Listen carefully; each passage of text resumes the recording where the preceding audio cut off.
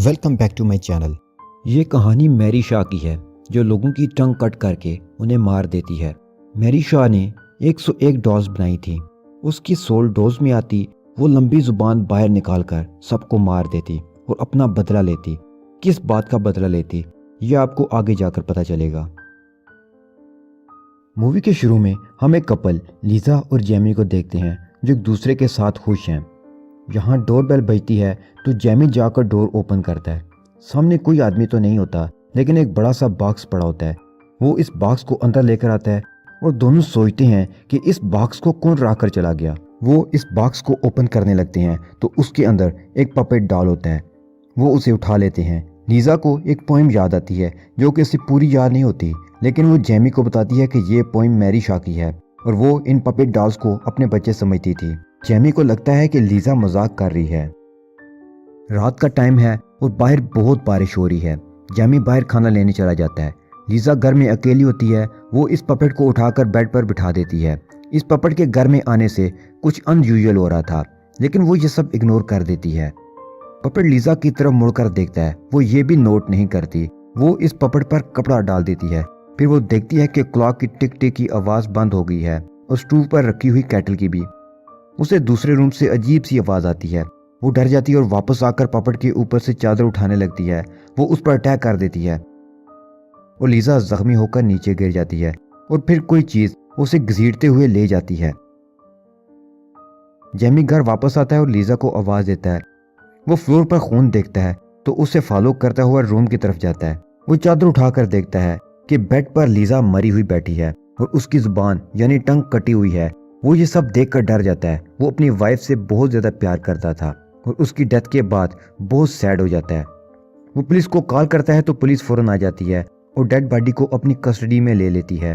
उन्हें शक होता है कि जेमी ने अपनी वाइफ का मर्डर किया, लेकिन उसके खिलाफ कोई सबूत नहीं होता तो वो लोग उसे छोड़ देते हैं। इस केस की इन्वेस्टिगेशन डिटेक्टिव लिप्टन कर रहा था। जेमी कहता है कि मैंने अपनी वाइफ को नहीं मारा, ये मैं साबित करके रहूंगा। वो डिटेक्टिव को कहता है कि इस पपेट जिसका नाम बिली है इसने मेरी वाइफ को मारा, क्योंकि उसके होम टाउन में मशहूर था कि ये पपेट अपने आसपास के लोगों को मार देते हैं। डिटेक्टिव उसकी बात का यकीन नहीं करता और जेमी वापस घर आ जाता है। वो इस बॉक्स की तलाशी लेना शुरू करता है तो उसे मैरी शाह और बिली लिखा हुआ नजर आता है और उसी पर उसके होम टाउन का नाम भी नजर आता है। वो अपने होम टाउन के लिए निकल जाता है ताकि अपने डैड से मैरी शाह और पपेट के बारे में पूछ सके। वो काफ़ी सालों से अपने डैड से नहीं मिला था क्योंकि इन दोनों के रिलेशन आपस में ठीक नहीं थे। जेमी जब अपने डैड के घर जाता है तो एक खूबसूरत लेडी डोर ओपन करती है। वो जेमी से बहुत अच्छे से मिलती है। वो उसे बताती है कि मैं तुम्हारे डैड की सेकंड वाइफ हूँ। जेमी घर के अंदर जाता है तो अपने डैड से मिलता है। वो व्हील चेयर पर हैं। वो बताते हैं कि मुझे हार्ट अटैक आया था और अब मैं काफ़ी बेहतर हूँ। फिर वो उनसे मैरी शाह के बारे में पूछता है तो वो कहते हैं कि ये बहुत पुरानी बात है और तुम इस बात को जानकर क्या करोगे, इस बात को ख़त्म करो। रात हो जाती है और जेमी अपने रूम में सो रहा होता है। उसे आवाज़ आती है और वो उठ जाता है। वो बिली को अपने रूम में देखकर डर जाता है। बिली की आंखें खौफनाक लग रही थीं और मूव कर रही थीं। वो बहुत ज़्यादा डर जाता है। वो लाइट्स ऑन कर देता है, लेकिन जब लाइट्स ऑन करता है तो वहाँ बिली अपनी जगह पर बैठा होता है और कोई औरत नहीं होती। लीजा की डेड बॉडी फुनरल हाउस में भेजी जाती है। उस फुनरल हाउस में हेनरी काम करता है और उसकी वाइफ जिसका दिमागी तवाज़ुन ठीक नहीं है। ये दोनों यहाँ रहते हैं। हेनरी की वाइफ का नाम मैरिका है। हेनरी जब डेड बॉडी को देखता है तो डर जाता है क्योंकि लीजा की जुबान कटी हुई थी। हेनरी को चीखों की आवाज़ आती है और वो बेसमेंट में जाता है और अपनी वाइफ को बाहर निकालता है जो कि छुपी हुई है। मैरियन हेनरी को कहती है कि वो औरत यहाँ नहीं आ सकती, इसलिए मैं यहाँ छुपी हुई हूँ। हेनरी उसे समझाता है कि यहाँ कोई नहीं है और ऊपर रूम में लेकर आता है। हेनरी दोबारा से डेड बॉडी के पास आता है और फुनरल के लिए रेडी करता है। नेक्स्ट डे लीजा का फुनरल होता है और फुनरल के बाद जिमी घर जा रहा होता है तो उसे एक लेडी नजर आती है। वो उसका पीछा करते हुए उसके पास जाता है।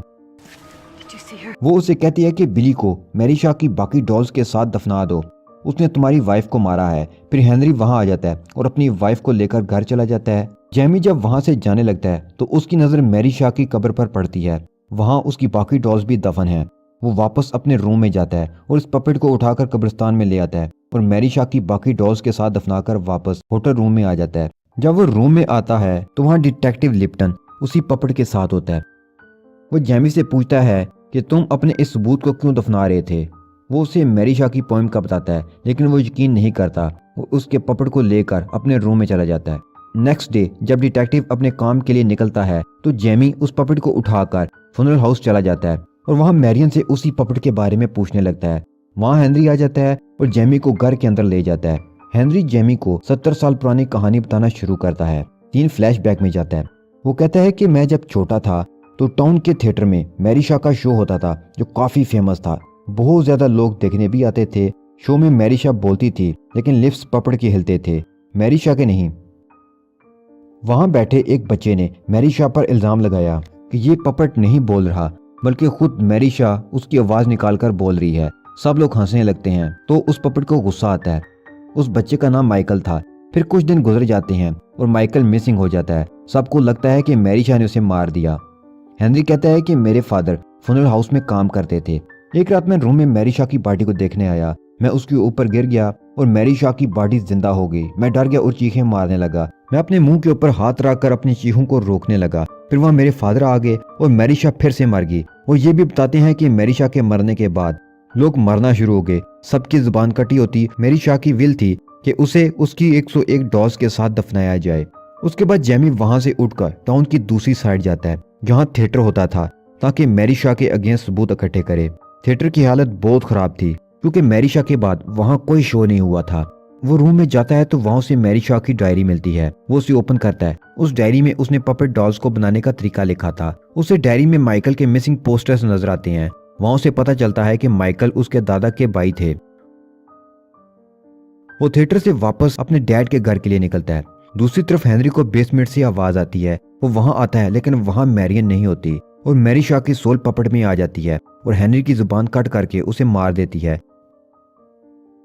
मैरिशा को गुस्सा आता है कि उसने मेरे बारे में सब कुछ जेमी को बता दिया, तो बदला लेने के लिए उसने हेनरी को मार दिया। जेमी अपने डैड के घर आ जाता है। उन्हें सच बताने का कहता है। वो उसे बताते हैं कि माइकल तुम्हारे दादा के भाई थे और जब वो मिसिंग हुए तो सबको लगा कि मैरिशा ने उन्हें मार दिया। वो सब इकट्ठे होकर मैरिशा के घर गए, उसे चिल्लाने पर मजबूर किया और उसकी जुबान कट करके मार दिया। लेकिन वो मरी नहीं थी। उसकी सोल ने इन सब से बदला लिया जिन्होंने उसे मारा था। उसने इन सब के आने वाली नस्लों को भी न छोड़ा। हम सब पर कर्स आ गया था। वो उसे बताते हैं कि यही वजह थी कि मैंने तुम्हें खुद से दूर रखा था, तुम्हें कोई नुकसान ना पहुंचे, लेकिन उसने तुम्हारी वाइफ को मार दिया। मुझे मालूम हो गया है कि कोई भी उस कर्स से नहीं बच सकता। यहाँ पता चलता है कि उसने जेमी की वाइफ को इसलिए मारा क्योंकि वो प्रेग्नेंट थी और वो जेमी के खानदान के सभी मेंबर्स को मारना चाहती है, इसलिए वो नहीं चाहती थी कि जेमी के बच्चे हों। जेमी अपने डैड के घर से जाने वाला होता है तो वहाँ डिटेक्टिव आ जाता है। वो जेमी को कहता है कि तुमने सभी पपेट्स को बाहर निकाल लिया है। वो जवाब देता है कि मैंने नहीं निकाला। तो तभी वहाँ एला आती है और जेमी को कहती है कि तुम्हारे लिए किसी की कॉल है। वो फोन सुनता है तो दूसरी तरफ हेनरी होता है जो कि मरने वाला था। जेमी को कहता है कि अगर तुम अपनी बेगुनाही साबित करना चाहते हो तो इसी टाइम थिएटर आ जाओ। जेमी वहां जाने लगता है तो डिटेक्टिव उसे नहीं जाने देता। वो डिटेक्टिव को झांसा देकर भाग जाता है। डिटेक्टिव भी अपनी कार में उसके पीछे पीछे होता है। अब जेमी थिएटर के अंदर आता है। डिटेक्टिव भी उसके पीछे होता है। उन्हें हेनरी की आवाज आती है। वो उसे फॉलो करते हुए एक रूम में जाते हैं तो वहां कर्टन हटाने पर उन्हें बहुत ज्यादा डॉल्स नजर आती हैं जो शोकेस में रखी हुई थी। ये डॉल्स कब्रिस्तान से जेमी या डिटेक्टिव ने नहीं बल्कि मैरिशा ने खुद निकाली थी। जेमी को कर्टन के पीछे बॉडी नजर आती है। वो देखते हैं कि एक लड़के की डेड बॉडी डॉल बनी हुई है और ये लड़का माइकल ही था। वो सब डॉल्स एक तरफ मुड़कर देखना शुरू कर देती हैं जिस तरफ मैरिशा की डॉल है। जेमी मैरिशा से पूछता है कि तुमने लीजा को क्यों मारा। वो उसे बताती है कि वो प्रेग्नेंट थी और मैंने तुम्हारे सारे खानदान को मार दिया और तुम्हारे होने वाले बच्चे को भी। वो जेमी को कहती है कि मेरे पास आओ। डिटेक्टिव उसे पास जाने से मना भी करता है। जेमी जब उसके पास जाता है तो मैरिशा अपनी लंबी जुबान निकालकर जेमी को मारने ही वाली होती है कि वो किसी तरह से बच जाता है। असली मैरिशा उस लंबी जुबान वाली डॉल को उठा लेती है। लिप्टन डर जाता है और उसी डॉल को शूट कर देता है।